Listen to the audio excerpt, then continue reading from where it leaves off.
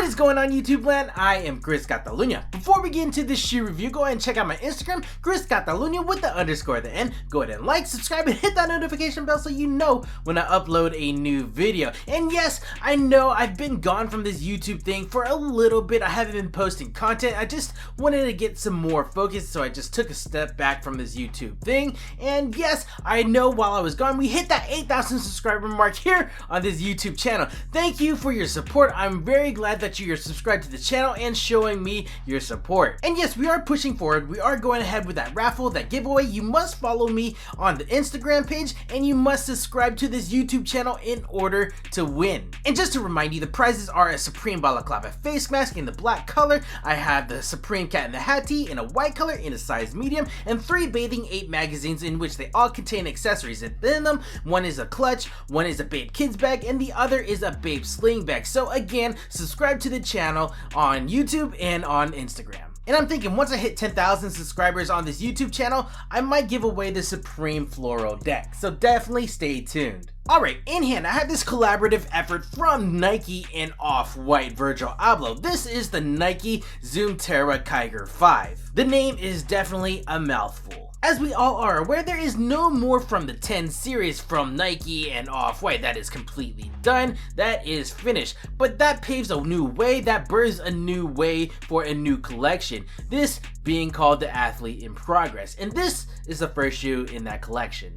Right now, I do not know if there will be more shoes added to this Athlete in Progress collection, but this being the first shoe in that collection, if there are more to come, this looks pretty promising. This particular shoe is actually a current model in the Nike lineup, and it is offered in both men's and women's sizes and cuts. The original model was designed for the avid trail runner, featuring a traction marking that cuts and is very durable, and the shoe overall is pretty lightweight. Of course, in the Off-White Virgil Abloh mindset, he takes the OG shoe, he deconstructs it a bit, and makes it more of a fashionable shoe. The Nike Off-White Zoom Terra Kiger 5 released on June 24th of 2019, and they released in 3 different colorways. You have this white and black green colorway going on, you have the black and pink, and then you have the green and black. And I think the most popular one is this one in hand. And honestly, this is my most favorite one. These were made available to sneaker boutiques attaining a Tier 0 Nike account.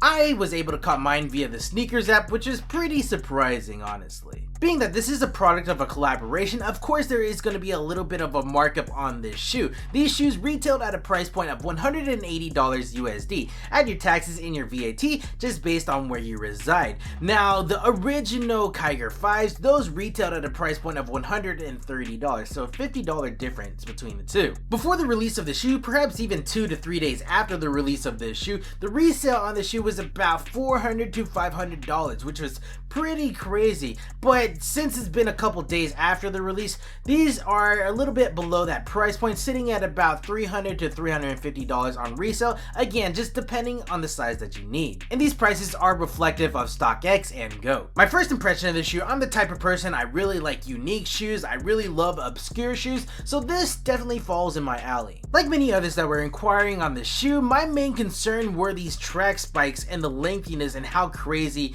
they look on this shoe. And me coming from a cross country and track background, I didn't know if these were going to be like made of a TPU or metal, were they going to be able to screw off? Also, if the spikes weren't removable, how were they going to perform in daily use? I just didn't know too much about these track spikes. Now that I finally got the shoe in hand, I'm pretty impressed with this shoe. It looks pretty good. Before we delve deeper into the shoe, let's take a look at the shoebox. It's done in the signature Nike orange, and it has a gloss finish to it. You have your Nike label right here, and all around the box you have that Swiss cheese effect going on. You have like the 3 open circles right here, 3 open circles right here, and I think there are 2 in the back side. Now when you open the box, this is what it looks like. You have that gold yellow parchment paper right here on the top layer, and it features some of that Off-White branding too, done up in red ink and black ink. Now in revealing this or opening it, you have this normal like white or off-white paper going on, which in turn reveals the shoes.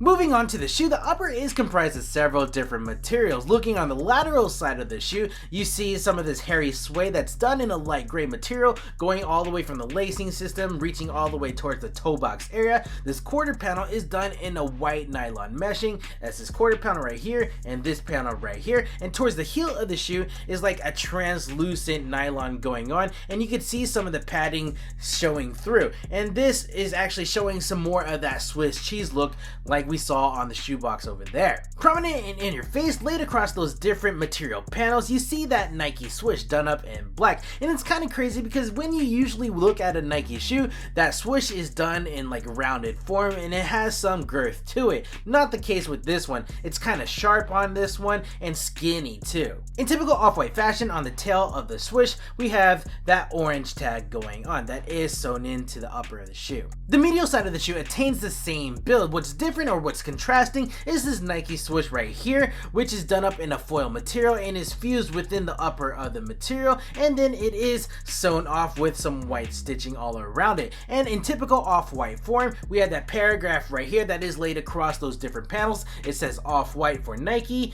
Kiger, Beaverton, Oregon, USA, circa 2019. The toe box, we have that light gray hairy suede going on, which feels pretty good to the touch. Part of the outsole is reaching above in that lime green color, and this is done in a rubber material. And then we have the vamp done in that white nylon material. Now this Nike swoosh right here, it's pretty small and is done in like a hyperfused felt material, which feels pretty cool as well, and the registered trademark. Now above that is the lacing system, which is probably the coolest part of this shoe outside from the traction right here. And I say that because the shoe is finished off with 2 sets of laces. Now you have one set that's done in a lime green color with reflective hints. It's a round shape or a rope shape and of a nylon build. Towards the auglets, you have in typical Off-White form the quotation mark shoelaces, and this is dipped in a rubberized material. Now the other set of laces is pretty plain. It's done in a white color, a flat shape, and a colored build. And they both employ different types of lacing systems. The white one is employing the regular lacing system, and the lime green one is employing like this fly wire material of different heights. Like you have one here, and then one that goes a little bit lower, then one higher. In typical Off-White form, on the left pair of shoes, you will see that classic or that signature zip tie. In this particular case, it's done in a green felt material, and it's surprising because there are no words printed on either side of the tag, but it feels pretty good. Behind those sets of 2 laces is the padded foam tongue, which is also employing that Swiss cheese look that we saw at the heel of this shoe. This foam is actually sandwiched in between 2 thin pieces of nylon material. Towards the top of the tongue, you'll see this label done up in tan, and you'll see some of that Nike branding done in orange and black. Moving towards the heel of the shoe are those light gray hairy suede panels, and towards the top of the heel tab is Nike Air that is embroidered onto the heel of the shoe in white threading. Now I'm actually kind of disappointed with the heel because it doesn't feature much of a heel counter. Typically when you buy running shoes, it has like a cardboard backing or a TPU heel counter to provide stability for your foot when it's inside. Definitely not the case with the shoe. It is very collapsible, thus not providing a lot of stability for your foot. Moving on to the inside of the shoe, the lining is done in a white nylon mesh material, which I'm actually kind of mad at. I kind of wish they would have employed pink or lime green, because white, especially with a trail running shoe, is going to get dirty really easily. But then again, you probably shouldn't be running in a white shoe. In removing the insole, you'll definitely see that it kind of resembles that parchment paper that we saw on the inside of the box, featuring that off-white branding in that red and black ink colors. Now towards the heel of the shoe, we have that same Nike swoosh that we saw on the lateral side of the shoe in that skinny form right here at the heel. It's done in that black color, and I like this insole a lot. It looks pretty cool. Now this fabric is done on a thin piece of Nike free foam, gray foam. Moving on to the midsole of the shoe, that original Nike Zoom Terra Kiger 5, that shoe originally came with React technology embedded within it. I can't 100% say with confidence that this shoe employs that same React technology. The midsole is predominantly done up in a white color, and it is employing that Nike Phylon technology, which essentially is an EVA foam. It says there is Nike Zoom in this shoe, which is noted right here in black on the lateral side. Reversing to the medial side of the shoe, there is a paragraph right here towards the heel, and it says engineered to the exact specifications of trail runners, worn to be wild. Moving on to the outsole of the shoe, again, this is the most controversial part of this shoe. You either love it or you hate it. And personally, I love it. I love this marbling effect that is going all the way around the shoe, where it's done in predominantly lime green. You have some hits of black, some hits of pink. This rubber lime green diamond that is found in the middle of the shoe, it's actually notating the fact that it's employing 004 sticky rubber. Now, whether this is a gimmick or if it's actually real or not, I'm not too sure of the benefits of it, but 004 sticky rubber is commonly found in Nike's Metcon series of shoes and like Nike's real tennis shoes, like real tennis specific shoes. And in reading those shoe descriptions, it says that this rubber is slip resistant, so if you have a wet surface and you walk on it, you shouldn't slip at all. You should still maintain your traction. Really, I don't know if I should buy into that or not. I'm not too sure.